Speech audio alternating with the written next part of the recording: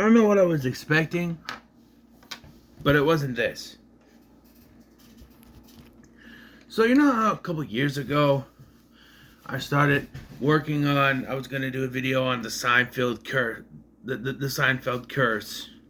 You know, I did the Michael Richards show, I did Bob Patterson, and then I got to a show called Watching Ellie, which was a show starring Julia Louis-Dreyfus, where everything was from her point of view, is in real time for the 30-minute time limit thing popped up on the screen, and I never finished that. I never put out a video for that because it was such a boring show. I barely got 2 episodes in, and I said I can't do this anymore. So lo and behold, what does that have to do with this? Well, we're talking about In a Violent Nature. In a Violent Nature,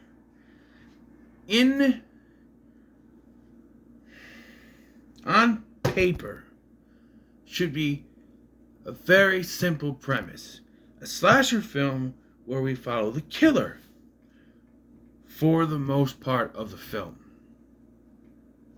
In execution, it does not work. Somebody in a brainstorming session over a new horror movie they're going to make, someone said, "Hey, let's make a slasher film where we follow the killer for most of the runtime." Someone said, "That sounds like a good idea." He immediately followed up with, "And we'll make the killer just like Jason Voorhees." And for some reason, no one jumped up and said, "No, that's a stupid idea. It would be boring following a silent killer the entire time. Let's not do that." Instead, they did it. They did that.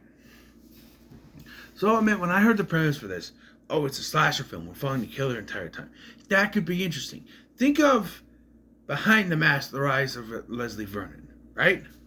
That is sort of a similar premise, where you are following the killer for most of the runtime, learning the intricacies of becoming a slasher killer. That could work. The way they do this, it doesn't work. Because not only are they not sticking to their own rule of following the killer the entire time, they cut to certain scenes of our victims. It also feels like they didn't even utilize that right. Because the first shot of this film is someone grabbing a locket, and then we sit on a static shot of someone coming out of the ground. If we're going to go between both versions, why not follow our main character, the victim characters first, then cut to the killer shows up, we follow him. You can cut back and forth, but they take liberties so that they can have certain storytelling stuff. Like there are several points in this film where you can hear characters perfectly that are yards away. Like there's a whole dialogue thing at the beginning of this. Well, they're right there. But Johnny, which is the killer's name, stupid name for a killer, but Jason's not for it. He was supposed to be Josh. But anyway, he starts walking towards these two people. And you can hear a perfect conversation between the two. And they are distances away. Distances away. A long distance away. At least 10, 20 feet away. And you can hear them as if they're right next to him. Because they're mic'd up and we need to hear their conversation. And I start to get pissed. Because immediately they don't, like, this just shows you the style of this. We follow the killer. He walks into this as the two go separate. One gets in a car and drives away. The other one goes into the cabin. Johnny is about 10 or less feet away from them as they separate. One goes in the car and drives out. The other one goes in the cabin.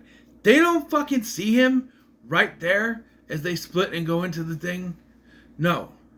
So one guy drives out, the other guy's in the building. We follow in the cabin. We follow Johnny in. He looks in the mirror, and then the guy sees him, goes to fire the rifle at him, and it cuts back to outside of the cabin.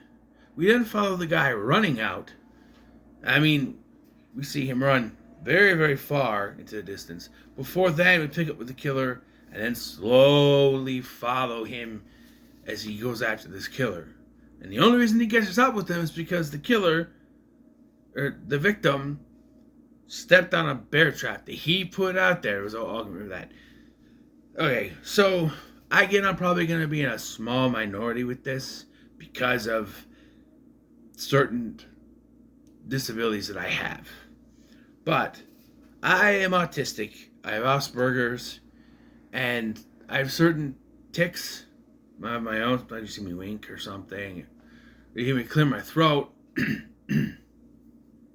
So, like that. But one certain thing that has always bugged me is constant noise. Something going.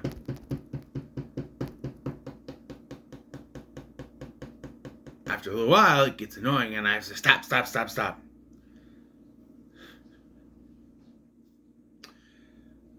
I kid you not, this is one of the most annoying movies I've ever seen.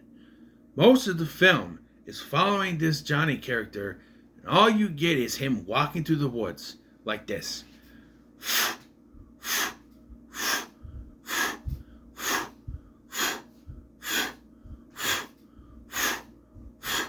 It gets so annoying. I had to mute it a couple times just because I couldn't take the sound of the through the woods. It was so goddamn annoying. I was gonna lose it. And like I said, they abandon this let's follow the killer aspect because once he realized, so he's after this locket that we find out belonged to his mother.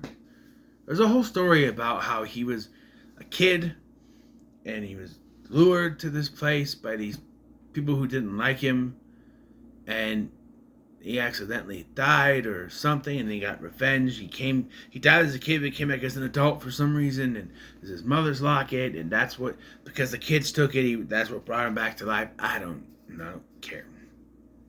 Because, well, again, we're following him through the woods at night, and it cuts to a POV where we're watching these kids, teenagers, college students, whatever, having a conversation at a bonfire, basically, fire circle.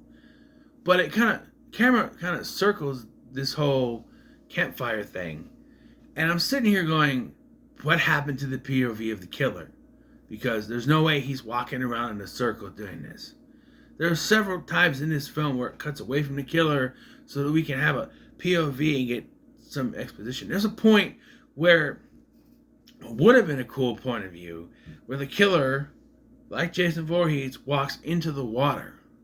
Instead of going all Pirates of the Caribbean and following him underneath the water as he walks, which would have been kind of cool, we instead cut to just a static view of the lake until Johnny decides to come out of the water again.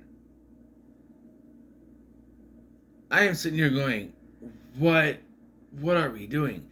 And we hear conversation of the other teenage kids talking, and I'm just I'm bored. I am bored with this movie. No. There's some decent kills, but most of them are cutaways. And even following the killer's point of view, whenever there's a kill, it kind of turns to the other side so we can see it a little bit better. Like, there's one girl doing yoga. As she goes to kill her, it turns, and it cuts away, but then it cuts back to footage of it going through his stomach now. Okay. Sure. There's also a subplot somewhere in here, but there's another ranger whose dad fought this thing, and he wants revenge for him, but that doesn't go anywhere because he ends up dying. And, like, the ending of this movie is so insufferable because it feels like it's never gonna fucking end. And I'm serious. It feels like they were required for this movie to be at least 90 minutes long. So they filled the end of this with just bullshit. First of all, we completely break the premise of the movie because once boyfriend is killed, and when I mean killed, I mean he is just keeps getting stabbed. Again, it's starting to annoy me. There were really things that annoyed me, like a couple of times someone just laid on a horn and I'm like, my God, shut the fuck up. But here, he kills boyfriend and he just keeps going.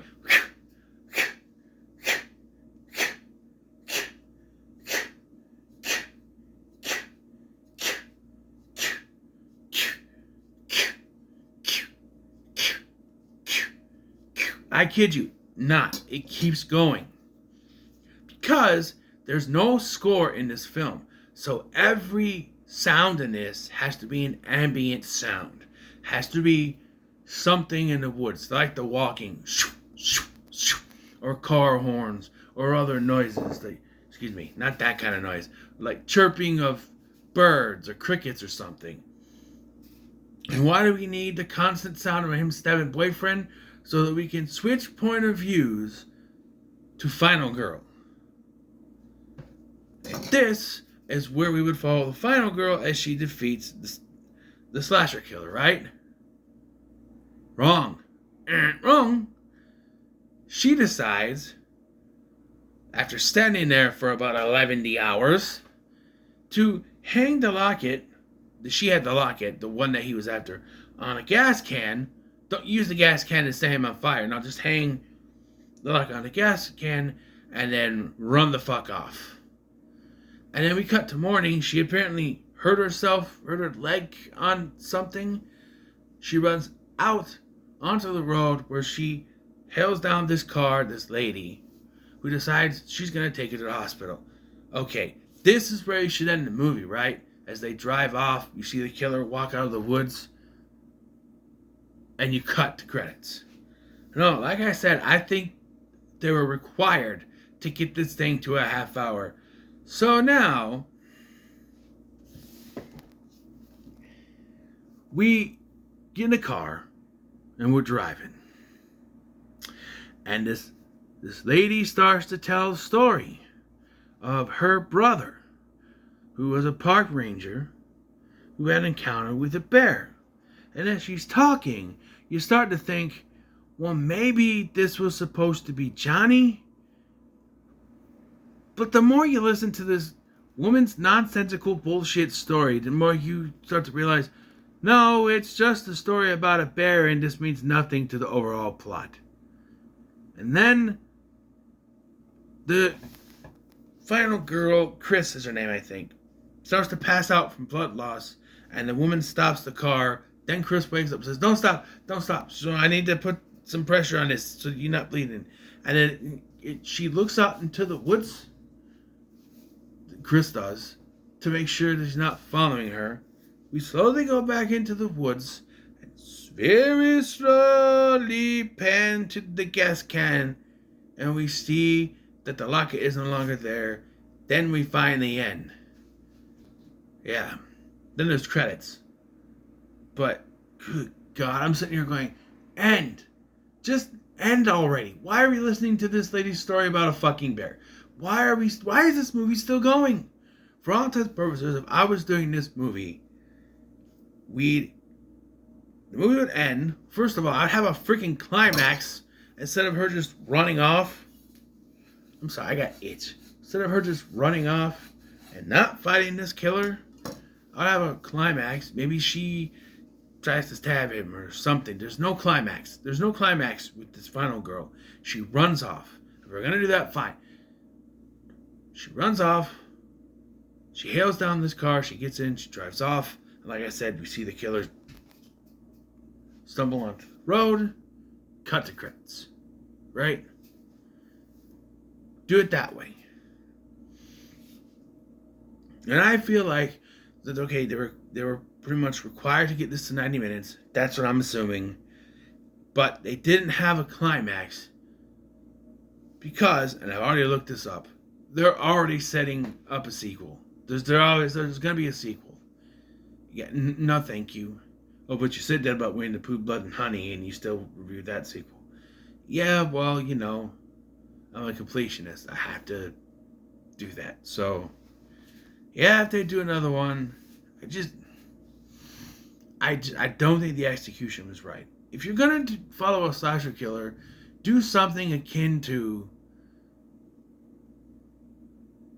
The Rise of Leslie Vernon, or follow a killer that has some personality, that can talk, not just someone who's skulking around with ambient noise that's annoying with all the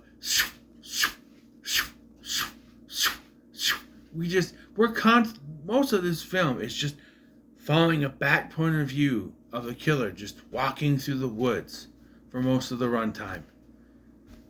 And we take breaks to do other point of views or look at static shots of the lake or something. It's not worth your time. I'm sorry. I know some people like this movie. It did not sit with me at all. I never want to watch it again. It's not a fry in hell because I could see where there was some merit to it, but it's just not worth your time. I can't. No. Just not. So, what are your thoughts on In a Violent Nature? Let me know in the comments below. Make sure to like, share, and subscribe. Thank you for watching. I'm Sky, and I'll see you in the next one.